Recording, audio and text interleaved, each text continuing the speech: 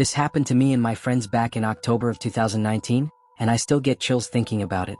We were college sophomores looking for something exciting to do on a Friday night when my friend Jake mentioned an old abandoned carnival on the outskirts of town. The place had been closed for over 15 years after some kind of accident. Nobody talked about it much, but there were always whispers around campus about strange things happening there. Of course, being young and stupid, we thought it would be the perfect place to explore. There were 4 of us that night: me, Jake, my girlfriend Sarah, and our friend Mike. We parked about half a mile away and walked through the woods with our phone flashlights. The smell hit us first, that mixture of rust, decay, and something else I couldn't identify. Something sweet and sickening. When we finally saw the carnival through the trees, it looked like something out of a nightmare. Rusted rides twisted into unnatural shapes, covered in vines and graffiti. The entrance gate hung crooked on its hinges, creaking in the wind. Sarah grabbed my arm. "Maybe this isn't such a good idea," she whispered. But Jake was already pushing through the gate and Mike followed. I didn't want to look like a coward, so we went in. The place was massive. Broken game booths lined what used to be the midway, their painted facades peeling and faded. In the distance, we could make out the silhouette of a Ferris wheel, its cars swaying gently despite there being no wind. That's when we heard it. Faint at first, but unmistakable carnival music. That tinny, mechanical melody you hear from old merry-go-rounds. It was coming from deeper in the park. "You guys hear that?" Mike asked, his voice shaky. We all did. Jake insisted we check it out, said it was probably just some homeless person with a radio. But as we got closer, the music got clearer, more distinct. It wasn't coming from a radio. The carousel sat in the center of a small clearing, its painted horses frozen mid-gallop. The music was definitely coming from it, but the ride wasn't moving. At least not yet. That's when Sarah found the old ticket booth nearby. Inside were stacks of yellowed newspapers, and the headlines made our blood run cold. Carnival fire claims 7 lives. Performers trapped in blaze. Investigation reveals safety violations. The articles described how an electrical fire had started during the carnival's final performance in 2004. 7 performers, acrobats, clowns, a magician, had been trapped in their trailers behind the main tent. They died from smoke inhalation before help could arrive. As Sarah read the details aloud, the carousel suddenly lurched to life. The horses began their slow rotation, up and down, while that haunting music filled the air. But that wasn't the worst part. The horses weren't empty. Shadowy figures sat astride them, translucent shapes that looked almost human. Children, adults, all dressed in old-fashioned carnival costumes. Their faces were twisted in expressions of terror and pain, and they stared directly at us as they passed. "Run," I whispered, but nobody moved. We were transfixed by the horrible sight. One of the figures, a man in a ringmaster's coat, pointed directly at us and opened his mouth as if screaming, but no sound came out.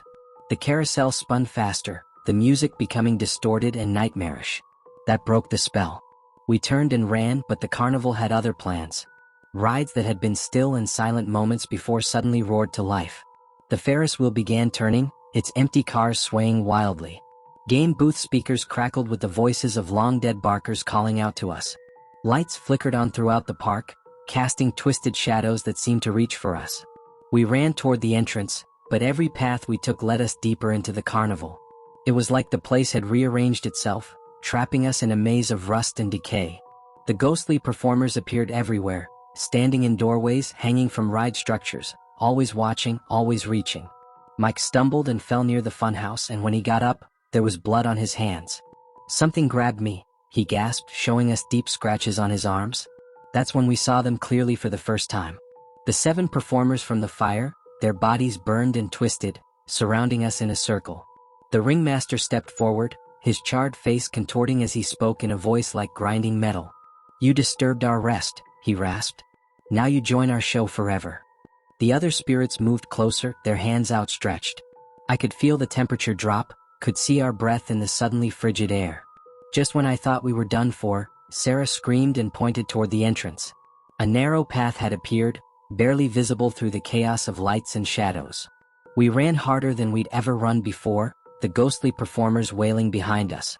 I could feel their cold fingers brushing the back of my neck as we reached the gate. We didn't stop running until we reached our car, and we didn't stop driving until we were back in town. None of us spoke about what happened that night, but we all knew we'd experienced something real, something evil. The carnival was demolished 6 months later. The city claimed it was a safety hazard, but I know the real reason.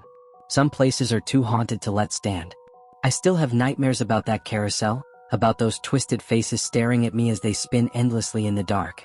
And sometimes, late at night, I swear I can still hear that music playing in the distance.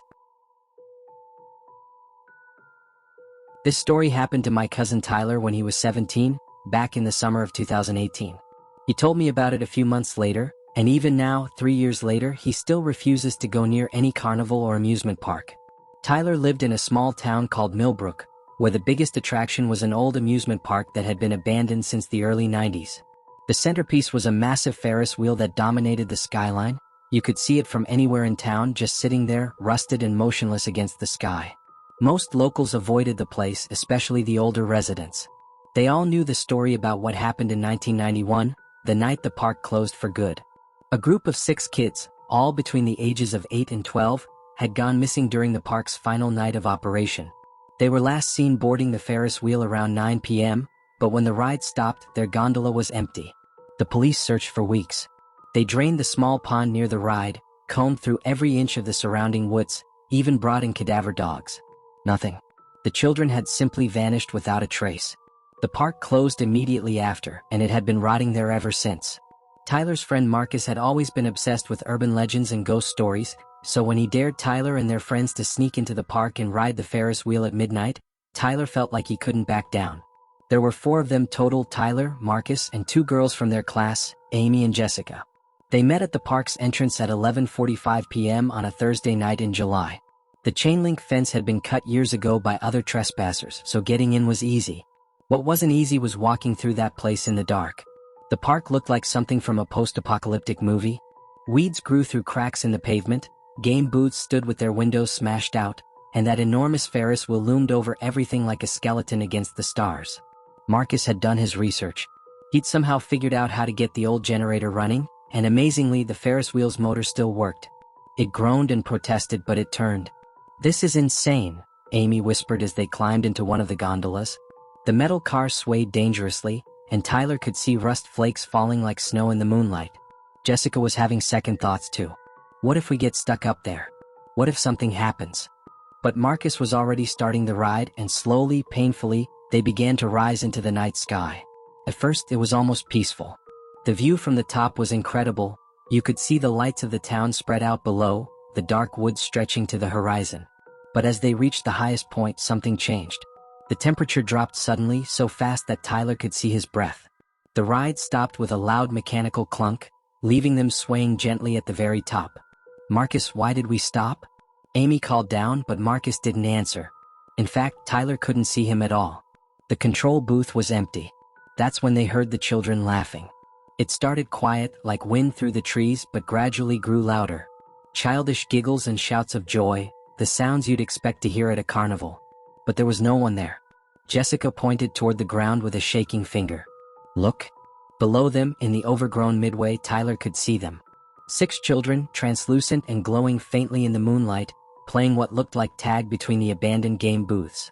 They wore clothes from the early 90s: baggy jeans, oversized t-shirts, scrunchies in their hair. One of them, a little girl with pigtails, suddenly stopped playing and looked directly up at the Ferris wheel. She waved, and when she smiled, Tyler's blood turned to ice. Her face was wrong somehow, too pale, too thin, with dark hollows where her eyes should have been. The other children noticed them too, and they all began waving and calling out in voices that seemed to come from everywhere at once. "Come play with us. Don't you want to stay? It's so lonely here." Amy was crying now, clutching Tyler's arms so tight it hurt. "We have to get down from here. We have to get down right now." But the Ferris wheel wasn't moving. They were trapped, suspended high above the park while those ghostly children gathered directly beneath them. More of them appeared from the shadows, dozens of kids who must have gone missing over the years, all drawn to this cursed place. The little girl with pigtails began climbing. Not the Ferris wheel structure, she was climbing through the air itself, walking up invisible steps toward their gondola. The other children followed, rising like a twisted procession of the dead. Tyler shook the gondola's safety bar, screaming for Marcus, but there was still no sign of him. The approaching spirits were almost at their level now, reaching out with pale, grasping hands. Just when Tyler thought they were done for, the Ferris wheel lurched back to life. It spun faster than it should have been able to, the old motors screaming in protest as they plummeted toward the ground. The ghostly children scattered like smoke, their disappointed wails echoing through the night. They hit the bottom hard, the gondola slamming into the loading platform with enough force to crack the concrete. Tyler, Amy, and Jessica tumbled out and ran toward the entrance without looking back. They found Marcus unconscious near his car, with no memory of what had happened after he'd started the ride. He had deep scratches on his arms and face, like he'd been clawed by something, but he swore he couldn't remember getting them. The next morning, Tyler's dad got a call from the police. Someone had reported screaming and loud noises coming from the old amusement park. When officers arrived to investigate, they found the Ferris wheel spinning wildly out of control, sparks flying from its motor. It took the fire department 3 hours to shut it down. They demolished the entire park 2 weeks later. The official reason was public safety, but Tyler knew better. Some places accumulate too much tragedy, too much loss. The spirits of those missing children had been waiting there for over 27 years, desperate for playmates who would never leave. Tyler still has nightmares about that night. He dreams about climbing invisible stairs through empty air, about hollow-eyed children calling his name. And sometimes, when he's driving through town at night, he swears he can still hear them laughing in the distance, waiting for the next group of kids brave enough to take that final ride. This is something that happened to my older brother Danny and his friends during the fall of 2017. He didn't tell me about it for almost 2 years, and when he finally did, I could see his hands shaking as he recounted every detail. Even now, he can't stand the sight of clowns, not even the harmless ones at birthday parties. Danny was a senior in high school then, part of a group that was always looking for thrills. They'd explore abandoned buildings, sneak into closed-down malls, anything to get that adrenaline rush. So when they heard about the old Wonderland Carnival that had been rotting in the woods outside town for over a decade, they knew they had to check it out. The carnival had a dark history, particularly around one performer who went by the name Jolly Joe. According to local stories, Joe had been the star attraction back in the early 2000s, a clown who could make anyone laugh with his elaborate physical comedy routines and magic tricks. Kids loved him, parents trusted him, and he seemed like the perfect family entertainer.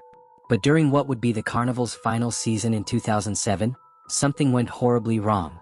Joe was performing his signature routine, a juggling act where he would toss flaming torches while riding a unicycle, when one of the torches slipped from his grip. The tent went up in flames within seconds, and several audience members were injured trying to escape. The worst part was what happened to Joe himself. He was trapped when part of the burning tent collapsed on him, and by the time the fire department pulled him out, third-degree burns had destroyed most of his face and hands. He survived, but he was never the same. Witnesses said he became obsessed with the idea that people were laughing at him instead of with him, that his disfigurement had turned him into a monster. Joe disappeared 3 weeks after being released from the hospital. His body was found a month later in the funhouse at the abandoned carnival, hanging from the ceiling in his old clown costume. The police ruled it a suicide, but locals whispered about something darker, that Joe's spirit had become trapped in the place where he'd lost everything. Danny and his 3 friends Marcus, Trevor, and a girl named Kayla decided to test the legend on a foggy October night. They'd heard all the stories about Jolly Joe's ghost appearing to anyone who dared to enter his old performance area, and they wanted to see if any of it was true. The clown section of the carnival was in the worst shape of all. Faded posters advertising Joe's show still clung to rotting walls, their colors bleached and peeling. Broken mirrors from the funhouse reflected their flashlight beams in jagged fragments, creating a disorienting kaleidoscope of shadows. In what used to be Joe's dressing room, they found his old trunk, still filled with makeup, props, and spare costume pieces.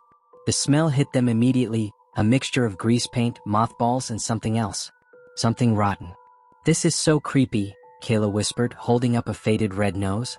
"Imagine putting this stuff on every day, pretending to be happy when you're dying inside." That's when they heard it.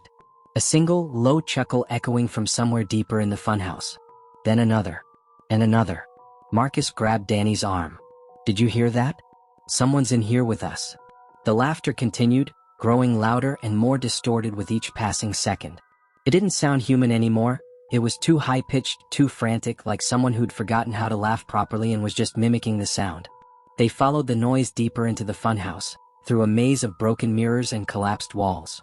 The laughter seemed to come from everywhere at once, bouncing off the fractured glass and creating an echo that made it impossible to tell which direction it was coming from.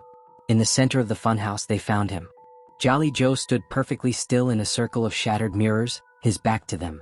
He was wearing his old costume, red and yellow polka dots, oversized shoes, the works. But something was wrong with his silhouette. His shoulders were too narrow, his limbs too long, like someone had stretched him on a rack. "Hey!" Trevor called out, probably trying to convince himself it was just another urban explorer. "Hey, you're not supposed to be in here." Slowly, impossibly, Joe began to turn around. Not his whole body, just his head, rotating a full 180 degrees until he was looking at them with a face that made Danny's blood freeze. The fire had taken everything. Where Joe's features should have been was just melted flesh and exposed bone, with two dark holes where his eyes used to be. His mouth was a lipless gash that stretched from ear to ear, filled with broken teeth that clicked together as he tried to speak. "Why, so serious?" The words came out as a wet whistle, barely recognizable as human speech. Kayla screamed and stumbled backward, crashing into one of the mirrors. The sound of breaking glass seemed to trigger something in Joe's spirit, because suddenly he was moving, not walking, but gliding across the floor like he was on wheels, his arms reaching out toward them with fingers that ended in jagged bone. They ran, but the funhouse had become a nightmare maze. Every mirror they passed showed Joe's reflection instead of their own, and his laughter followed them through every turn. The exit that should have been 20 feet away seemed to stretch into infinity. Danny found himself separated from the others, alone in a corridor lined with funhouse mirrors that made him look distorted and wrong. That's when he saw it in one of the mirrors, Joe's true reflection. Not the burned, broken thing they'd encountered, but what he'd become after death. Something that was no longer human, twisted by years of rage and madness into a creature of pure malice. The reflection lunged out of the mirror, and Danny did the only thing he could think of. He grabbed a piece of broken glass from the floor and drove it straight into the center of the mirror, shattering it completely. Joe's scream shook the entire funhouse. It wasn't the sound of pain, it was fury, the rage of something that had been denied its prey. The other mirrors began exploding one by one, filling the air with glittering shards. Danny found the others near the exit, all of them covered in small cuts from the flying glass. They didn't stop running until they reached their car, and they didn't stop driving until they were back in town. The next morning, news crews reported that the old Wonderland Carnival had been completely destroyed in what authorities called a structural collapse. The funhouse had imploded during the night, as if something had been holding it together and suddenly let go. Danny never found out if breaking that mirror had actually banished Joe's spirit, or if it had just freed him to haunt somewhere else. But he knows one thing for certain: there are some places where tragedy leaves a permanent stain, where the line between entertainment and horror becomes too thin to see. To this day, Danny can't hear carnival music or see a clown without feeling that same cold dread he felt in the funhouse. Because he learned that night that some performers never truly leave the stage, even when their final curtain has fallen.